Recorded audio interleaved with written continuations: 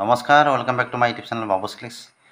সপ্তম শ্ৰেণীৰ ছাত্ৰ-ছাত্ৰীসকল, অনুশীলনী 9 তোমালোকৰ অনুৰোধ মৰ্মে এই যে 3 নম্বৰ দিয়া আছে, 3 নম্বৰৰ 5 আৰু 6টো দিবলৈ কৈ আছিলা, বহুতে কমেণ্ট কৰি আছিলা। তো 5 আৰু 6 নম্বৰটো আজি তোমালোকৰ বাবে লৈ আহিছোঁ। বাকী এই চেপ্টাৰৰ ভিডিঅ' আগতে দিয়া আছে, যদি কোনোবাই চোৱা নাই তেতিয়াহ'লে এই ভিডিঅ'ৰ ডেছক্ৰিপশ্যন তাৰ লিংকটো পাবা, তাত গৈ তোমালোকে বাকী অংশখিনি চাব পাৰিবা। তো অহা আজিৰ ভিডিঅ'টো আমি আৰম্ভ কৰোঁ।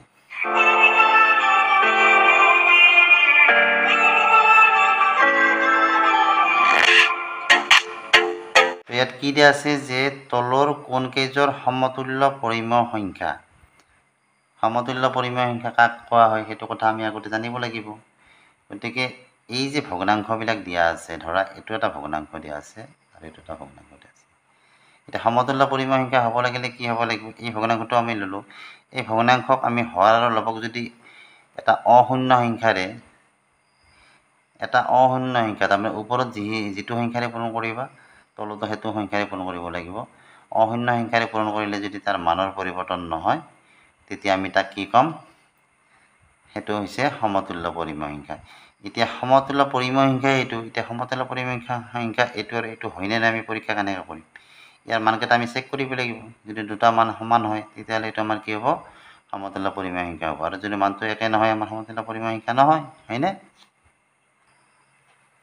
তো ইয়াত আমাক দুটা ভগ্নাংশ দিয়া আছে, এটা 12/3 আৰু এটা দিয়া আছে 4/-1। প্ৰথমতে ইয়াত 12/3টো লোৱা। 12/3 আমি কি কৰিব পাৰোঁ, কাটাকাটি কৰিব পাৰোঁ। 3 দি 12 হৰণ যায় 4 বাৰ, হয়নে? তো ওপৰত 1 থাকিল, তলত কি থাকিল, 4 থাকিল। আমি কি পালোঁ, 1/4।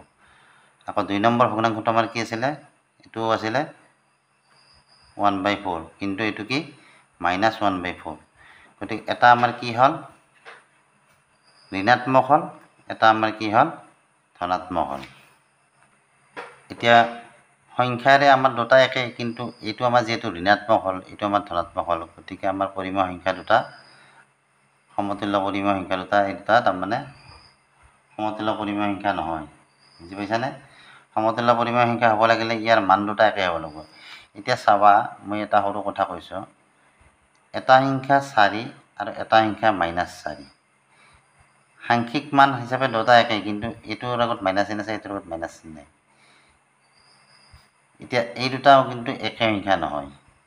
এইটো 4টো বহুত ডাঙৰ সংখ্যা ইয়াত কৰি, কাৰণ চাবা সংখ্যা ৰেখা এডাল যেতিয়া এনেকৈ টানিবা, সংখ্যা ৰেখা 0টো ইয়াতে পৰে। 0ৰ সোঁফালে সদায় ডাঙৰ সংখ্যাবিলাকত ধনাত্মক অখণ্ড সংখ্যাবিলাক থাকে, 1, 2, 3, 4। ইফালে সদায় কি থাকিব, ঋণাত্মক অখণ্ড সংখ্যাবিলাক, -1, -2, -3, -4।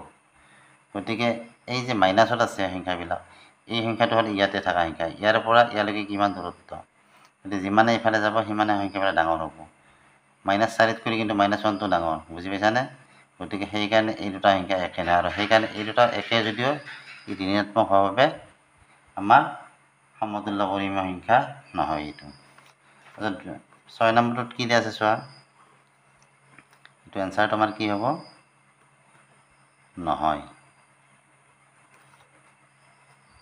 -2/-9 আৰু এটা কি দিয়া আছে, 4/-9।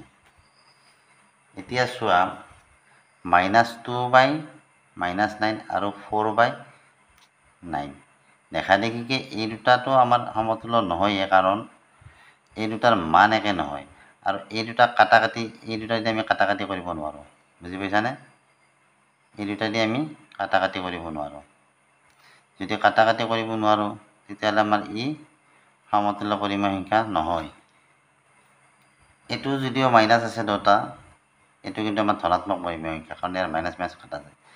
এইটো কিন্তু ঋণাত্মক পৰিমেয় সংখ্যা, দেখা দেখিকে এই দুটা একে নহয়। গতিকে এইটোৰ এনচাৰ আমাৰ কি হ'ব, নহয়। গতিকে সমতুল্য পৰিমেয় সংখ্যা আমাৰ এই দুটা নহয়।